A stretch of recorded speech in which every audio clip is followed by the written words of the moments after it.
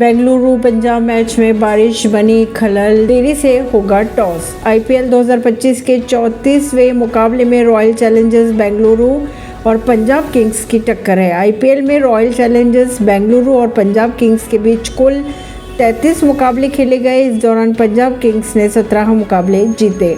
इस मुकाबले में टॉस का समय 7 बजे निर्धारित था, लेकिन बारिश के चलते टॉस समय पर नहीं हो पाया। बारिश लगातार जारी है। परवीन अर्शी ने हमारे YouTube चैनल को लाइक और सब्सक्राइब करना न भूलें।